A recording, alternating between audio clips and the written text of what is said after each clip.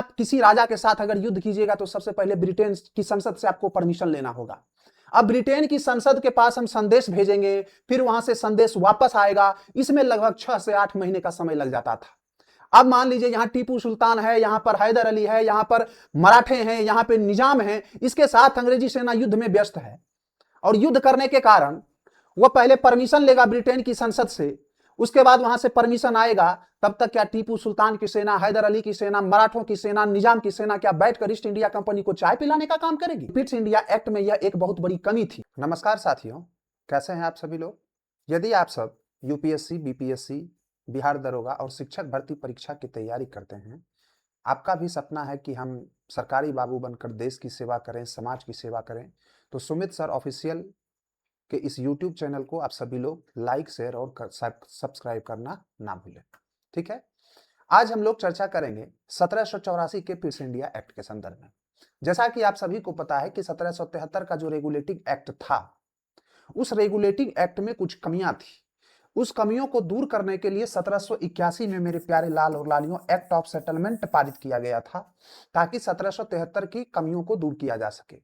परंतु 1781 के माध्यम से भी उस रेगुलेटिंग एक्ट की कमियों को दूर नहीं किया जा सका, जिसके कारण क्या हुआ कि 1784 ईस्वी में ब्रिटिश संसद के द्वारा पिट्स इंडिया एक्ट पारित किया गया।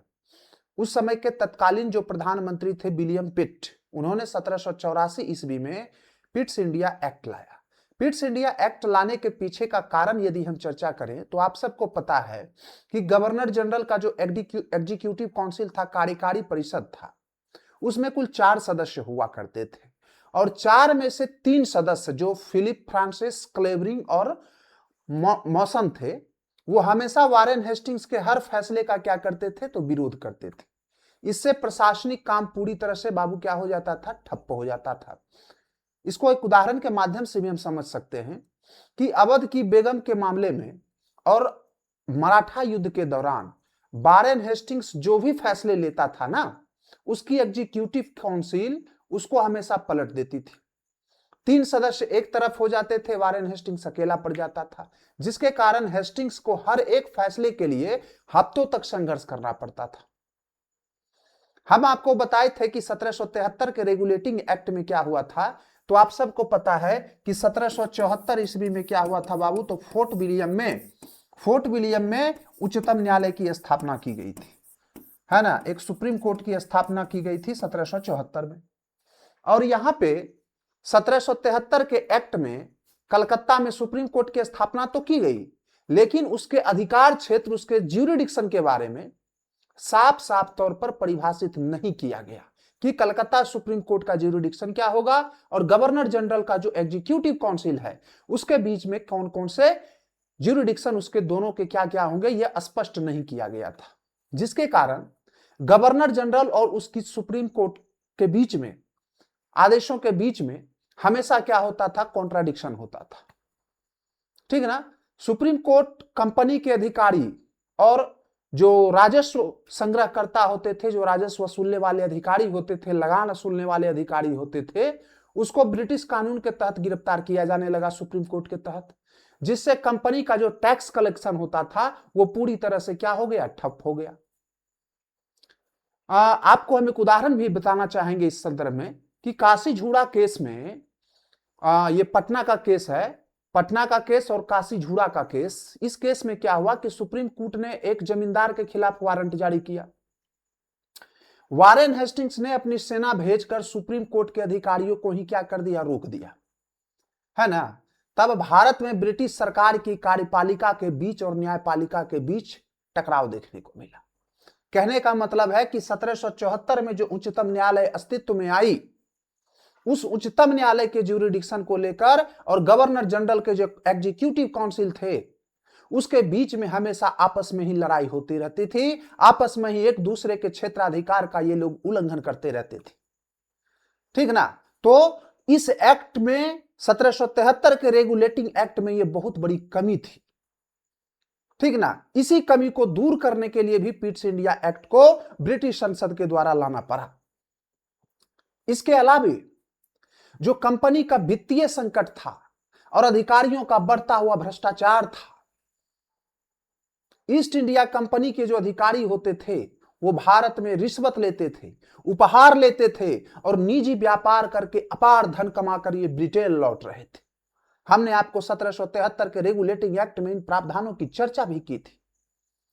वहां उन लोगों को ब्रिटेन में इंग्लिश नवाब कहा जाता था, लेकिन ये कंपनी के कर्मचारी तो नवाब बन रहे थे, ये कंपनी के कर्मचारी निजी लाभ तो बहुत कमा रहे थे, परंतु जो ईस्ट इंडिया कंपनी थी वो कर्ज में डूब रही थी। तो इस कारण से भी आप सबको हम बताए हैं कि 1770 में कंपनी इतनी दिवालिया घोषित हो गई कि उसको ब्रिटिश संसद से 10 लाख पाउंड का ऋण मांगना पड़ा था। बात समझ रहे हैं ना? यह भी एक कारण था कि इसी वजह से 1784 ईस्वी में जो विलियम पिट है उसके द्वारा पिट्स इंडिया एक्ट लाया गया। इसके साथ ही साथ क्या हुआ कि इसी मामले में आप सबको पता है कि 1775 ईस्वी में वारेन हेस्टिंग्स के द्वारा नंद कुमार को झूठे मुकदमे में फांसी दिला दिया गया। हम कभी इस घटना का जिक्र करेंगे, स्पेशली इस पर हम एक वीडियो बनाएंगे और उस वीडियो में हम आप लोगों को बताएंगे कि कैसे नंद कुमार का क्या केस था, वारेन हेस्टिंग्स के साथ उसका क्या मुकदमा था, इसके ऊपर चर्चा करेंगे। फिलहाल ये जानिए कि वारेन हेस्टिंग्स पर नंद कुमार को झूठे मुकदमे में फांसी दिलाने, बनारस के राजा हुआ करते थे चेत सिंह से जबरन धन वसूलने और अवध की बेगम के साथ लूटपाट करने का आरोप वारेन हेस्टिंग्स पर लगाया गया था। और कंपनी की इस छवि से, ईस्ट इंडिया कंपनी की इस छवि से ब्रिटेन की जो वैश्विक साख थी उसके वैश्विक साख को नुकसान पहुंच रहा था। यह भी एक कारण था कि ईस्ट इंडिया कंपनी पे ब्रिटिश संसद का नियंत्रण स्थापित होना चाहिए। ईस्ट इंडिया कंपनी को खुला नहीं छोड़ना चाहिए और नियंत्रित नहीं छोड़ना चाहिए, नहीं तो वो ब्रिटेन के जो वैश्विक उसकी साख थी, वैश्विक इमेज थी, उसकी प्रतिष्ठा थी, उसकी प्रतिष्ठा को नुकसान पहुंचा सकती थी। कि ब्रिटेन की ईस्ट इंडिया कंपनी भारत में जाकर क्या कर रही है? अन्याय कर रही है, शोषण कर रही है, दलित शोषित वंचितों के साथ उसके अधिकारों का हनन कर रही है। एक और भी कारण था जिसके कारण से 1784 का पिट्स इंडिया एक्ट लाना पड़ा मेरे प्यारे लाल लालियों। वो कारण था कि अनियंत्रित युद्ध और साम्राज्य विस्तार की ईस्ट इंडिया कंपनी की नीति। कहीं ना कहीं ईस्ट इंडिया कंपनी के गवर्नर और गवर्नर जनरल अपनी मर्जी से और अपने निजी फायदों के लिए भारतीय राजाओं के झगड़ों में क्या करता था? इंटरेस्ट लेता था। और भारतीय राजाओं के झगड़ों में रुचि लेकर इसने ब्रिटेन की विदेश नीति के ऊपर क्या किया? तो गहरे संकट मंडराने का काम करवा दिया, जिसके कारण समस्या यह हुई कि कंपनी बिना ब्रिटिश संसद की अनुमति के युद्ध में उलझती रहती थी, जिससे ईस्ट इंडिया कंपनी को भारी वित्तीय नुकसान का बोझ उठाना पड़ा। उदाहरण के तौर पर अगर हम इस चीज को देखें तो बंबई प्रेसिडेंसी ने क्या किया? बिना बंगाल के गवर्नर जनरल से परमिशन लिए, बिना लंदन से अनुमति लिए उसने मराठों के साथ युद्ध छेड़ दिया। प्रथम आंग्ल मराठा युद्ध जो हुआ था 1775 ईस्वी में, उस प्रथम आंग्ल मराठा युद्ध में बिना बंगाल के गवर्नर जनरल की सहमति के उसने युद्ध छेड़ दिया। इसी तरह से मैसूर के साथ टीपू सुल्तान और हैदर अली से जो युद्ध हुआ, इस युद्धों ने कंपनी की वित्तीय स्थिति को पूरी तरह से क्षतिग्रस्त कर दिया। इस युद्ध ने ईस्ट इंडिया कंपनी के खजानों को पूरी तरह से खाली करने का काम किया। तो ये प्रमुख कारण थे जिसके कारण ब्रिटिश संसद को विवश होकर पिट्स इंडिया एक्ट लाना पड़ा। बात आप लोग को ये समझ में आ रही है हम क्या कहना चाह रहे हैं? अब जरा ध्यान दीजिएगा कि ये जो पिट्स इंडिया एक्ट है इसके प्रावधान क्या थे।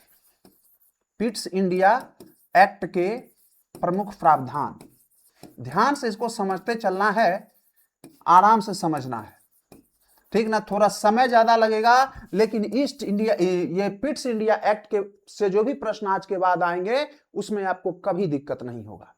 पिट्स इंडिया एक्ट के प्रमुख प्रावधानों की बात करें तो सबसे पहला आपको लोगों को याद रखना है द्वैध शासन की शुरुआत। द्वैध शासन की शुरुआत, कहिएगा सर द्वैध शासन की शुरुआत कैसे हुई, जरा ये बताइए। तो द्वैध शासन की शुरुआत इस संदर्भ में हुई कि ईस्ट इंडिया कंपनी जो था, ईस्ट इंडिया कंपनी के कार्यों को दो भागों में बांट दिया गया। एक हो गया जिसको हम लोग व्यापारिक काम कहते थे, व्यापारिक कार्य, और दूसरा था राजनीतिक कार्य। ठीक ना। व्यापारिक कार्यों की देख रेख के लिए एक संगठन बनाया गया जिसका नाम था बाबू कोर्ट ऑफ डायरेक्टर्स, है ना, कोर्ट ऑफ डायरेक्टर्स। इसको हम लोग इसको हम लोग निदेशक मंडल भी कहते थे। और board of court of director में कुल सदस्यों की संख्या 24 थी। और राजनीतिक कार्यों की देखरेख के लिए इसने एक संस्था बनाया जिसका नाम था बाबू बोर्ड ऑफ कंट्रोल, है ना, बोर्ड ऑफ कंट्रोल। और इस बोर्ड ऑफ कंट्रोल में टोटल सदस्यों की संख्या 6 सदस्य थी। और इस बोर्ड ऑफ कंट्रोल के सदस्यों का जो चयन किया जाता था, किसके द्वारा किया जाता था, तो कहना है सर कोर्ट ऑफ डायरेक्टर के द्वारा किया जाता था। और बोर्ड ऑफ कंट्रोल का काम क्या था, तो इसका काम था, मुख्य काम था कि भारत में राजनीतिक कार्यों की देखरेख करने का जिम्मा किसको मिला था, तो यह मिला था बोर्ड ऑफ कंट्रोल को, नियंत्रण परिषद को। ठीक ना। इसके साथ ही साथ इसी में याद रखना है कि 1784 का पिट्स इंडिया एक्ट जो था, इसमें कौन से प्रावधान लाए गए, तो ईस्ट इंडिया कंपनी के द्वारा जितने भी जीते गए जो क्षेत्र थे, उसको पहली बार क्या कहा गया, तो कहा गया कि यह ब्रिटिश अधिपत्य क्षेत्र है, यह ब्रिटेन सरकार का जीता हुआ क्षेत्र है। ठीक ना, ब्रिटिश अधिपत्य क्षेत्र घोषित किया गया इसको। ठीक ना। आपसे प्रश्न पूछा जा सकता है कि पहली बार ईस्ट इंडिया कंपनी के जीते गए क्षेत्रों को ब्रिटिश अधिपत्य का क्षेत्र किस अधिनियम के तहत कहा गया, तो कहना है सर 1784 के पिट्स इंडिया एक्ट के तहत कहा गया। ठीक ना। अगला देखिएगा, गवर्नर जनरल का जो एग्जीक्यूटिव काउंसिल था, गवर्नर जनरल का कार्यकारी परिषद, इस कार्यकारी परिषद में आप सबको पता है कि पहले 4 सदस्य हुआ करते थे, है ना। पहले कितना सदस्य था, 4 सदस्य। अब इस 4 सदस्य को घटाकर 3 सदस्य कर दिया गया, है ना। 4 सदस्य को घटाकर क्या कर दिया गया मेरे प्यारे लाल और लालियों, तो कहना है सर 3। ठीक ना। इतना बात बोलिए, किसी को कोई दिक्कत है। इसी एक्ट में एक प्रावधान लाया गया कि गवर्नर जनरल की अनुमति के बिना, बोर्ड ऑफ कंट्रोल की अनुमति के बिना किसी भी भारतीय राजा के साथ न तो युद्ध की घोषणा की जा सकती है और ना ही उसके लिए शांति की घोषणा की जा सकती है। इसको भी लिख लीजिए, यह भी पिट्स इंडिया एक्ट का ही एक प्रावधान था। इसके साथ ही साथ ईस्ट इंडिया कंपनी के जितने भी कर्मचारी थे, इसके भ्रष्टाचार पर रोक लगाने का भी काम किया गया। इसके भ्रष्टाचार पर रोक लगाने का भी प्रयास 1784 के पिट्स इंडिया एक्ट पर किया गया। और इसमें सभी ईस्ट इंडिया कंपनी के अधिकारियों के लिए यह अनिवार्य कर दिया गया कि वो जब भारत से लौटें तो वो अपनी संपत्ति का ब्यौरा देना अनिवार्य कर दिया गया। और रिश्वत लेने पर उसके ऊपर ब्रिटिश अदालत में क्या किया गया, तो मुकदमा भी चलाया जाने लगा। बात समझ में आ रही है। तो ईस्ट इंडिया कंपनी के इतने प्रावधानों को आप लोगों को याद रखना है। अब देखिए, कोई भी कानून अपने आप में पूरी तरह से कहा जा सकता है कि परिपूर्ण नहीं था। इस 1784 के पिट्स इंडिया एक्ट में भी कुछ ना कुछ कमियां थी, जिस कमियों के कारण क्या हुआ, तो अगला एक्ट 1793 का चार्टर एक्ट लाना पड़ा। तो कमियां क्या थी इस कानून की, ठीक ना। तो इस कानून की कमियों की संदर्भ में अगर हम बात करें तो सबसे पहला जो कमी था इसमें क्या था, आपको हम बताए कि बोर्ड ऑफ कंट्रोल और कोर्ट ऑफ डायरेक्टर ये दोनों के बीच अक्सर खींचातानी होती थी, है ना, खींचातानी होती थी, विवाद होता था इन दोनों के मध्य, ठीक ना, विवाद होता था, खींचातानी होता था, ठीक ना।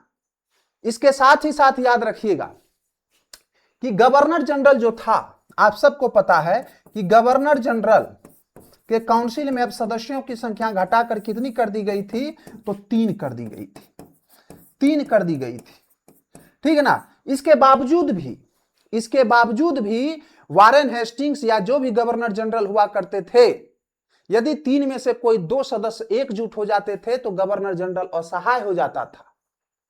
बात समझ रहे हैं ना। और इसके कारण वो किसी भी प्रकार का अपना कोई वीटो शक्ति इस्तेमाल नहीं कर पाता था। इसीलिए 1786 ईस्वी में आपको पता है कि जब लॉर्ड कॉर्नवालिस को भारत भेजा गया गवर्नर जनरल बनाकर, तो लॉर्ड कॉर्नवालिस ने कहा कि ठीक है, हम भारत जाने के लिए तैयार हैं, परंतु हम भारत तभी जाएंगे जब वहां गवर्नर जनरल के पास वीटो पावर होगा, यानी गवर्नर जनरल को अपनी काउंसिल के फैसलों को रद्द करने का अधिकार दिया जाएगा, निरस्त करने का अधिकार दिया जाएगा, तभी हम जाकर के भारत में गवर्नर जनरल का पद संभालेंगे। ठीक ना।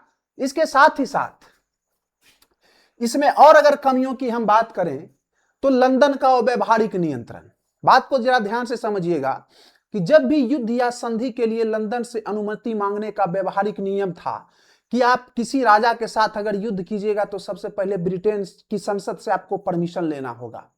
अब ब्रिटेन की संसद के पास हम संदेश भेजेंगे, फिर वहां से संदेश वापस आएगा, इसमें लगभग 6 से 8 महीने का समय लग जाता था। अब मान लीजिए यहां टीपू सुल्तान है, यहां पर हैदर अली है, यहां पर मराठे हैं, यहां पे निजाम है, इसके साथ अंग्रेजी सेना युद्ध में व्यस्त है और युद्ध करने के कारण वह पहले परमिशन लेगा ब्रिटेन की संसद से, उसके बाद वहां से परमिशन आएगा, तब तक क्या टीपू सुल्तान की सेना, हैदर अली की सेना, मराठों की सेना, निजाम की सेना क्या बैठकर ईस्ट इंडिया कंपनी को चाय पिलाने का काम करेगी? नहीं ना, ये ईस्ट इंडिया कंपनी को तहस नहस कर देगी। इसीलिए इस 1784 के पिट्स इंडिया एक्ट में यह एक बहुत बड़ी कमी थी। ठीक ना, जिस कमी को दूर करने के लिए क्या किया गया, तो यहां 1786 का जो एक्ट आया था, इस एक्ट में लॉर्ड कॉर्नवालिस को यह पावर दिया गया कि आप अपने एग्जीक्यूटिव काउंसिल के फैसलों को आप रद्द कर सकते हैं, आपको वीटो देने का शक्ति है, आप अपने मन से कोई विवेकाधीन निर्णय ले सकते हैं। ठीक ना। तो इस तरह से 1784 के रेगुलेटिंग एक्ट की मुख्य बातें थी जो हमने आपको बता दी कि 1784 के रेगुलेटिंग एक्ट में लाने का कारण क्या था, कौन कौन सी कमियां 1773 के रेगुलेटिंग एक्ट में रह गई थी ये बता दिए, रेगुलेटिंग एक्ट के प्रावधान क्या क्या था ये आपको हम बता दिए, पिट्स इंडिया एक्ट के क्या क्या प्रावधान था ये भी बता दिए। इसके साथ ही साथ पिट्स इंडिया एक्ट में कौन कौन सी कमियां रह गई ये भी हम चर्चा कर लिए। ठीक है, आपके एग्जामिनेशन में इससे ज्यादा बाहर सवाल आपका जाने वाला नहीं है। पूरे वीडियो को ध्यान से आप लोग देख लीजिए, पॉइंट को अच्छे से नोट कर लीजिए, है ना, और पूरा का पूरा ये टॉपिक आपका क्लियर हो जाएगा, कहीं कोई दिक्कत नहीं होगा। अगले टॉपिक में हम लोग चार्टर एक्टों की श्रृंखला पढ़ेंगे। ठीक ना, जहां पे चार्टर एक्ट की श्रृंखला शुरू होती है और चार्टर एक्ट प्रत्येक 20 वर्षों के बाद लाया जाता है। 1793 से चार्टर एक्ट की श्रृंखला शुरू होती है और 1793 का चार्टर एक्ट आता है, फिर 1813 का चार्टर एक्ट आता है, 1833 का चार्टर एक्ट आता है, 1853 का चार्टर एक्ट आता है। इतने चार्टर एक्ट के बाद आखिरकार 1858 में आप सबको पता है कि जब 1857 में भारत में क्या हुआ था, क्रांति हुआ था। उस क्रांति के बाद ईस्ट इंडिया कंपनी का शासन पूरी तरह से समाप्त कर दिया गया और सीधे ब्रिटेन की जो सामग्री थी सीधे उसके द्वारा भारत की सत्ता नियंत्रित होने लगी। और उसके बाद 1861, 1892, 1909, 1919 और 1935 का भारत शासन अधिनियम तक, 1947 में तो भारत और पाकिस्तान का विभाजन हो गया और भारत और पाकिस्तान दोनों को स्वतंत्रता प्रदान कर दिया गया। एक एक एक्ट को हम लोग देखते हुए चलेंगे। ठीक है, तो यहां तक बोलिए 1784 के पिट्स इंडिया एक्ट को समझने में यदि आपको किसी भी तरह का कोई दिक्कत है तो आप अपना कमेंट सेक्शन आपका खुला हुआ है, वहां आप अपने सवालों को पूछ सकते हैं, कमेंट कर सकते हैं, आपके प्रश्नों का जवाब हम जरूर देंगे। अगर वीडियो आप सभी को पसंद आया तो सुमित सर ऑफिशियल के इस YouTube चैनल को आप लोग अपना प्यार, अपना सपोर्ट बनाए रखिए और चैनल को लाइक, शेयर और सब्सक्राइब करना ना भूलिए। धन्यवाद, अगले वीडियो में फिर मिलते हैं।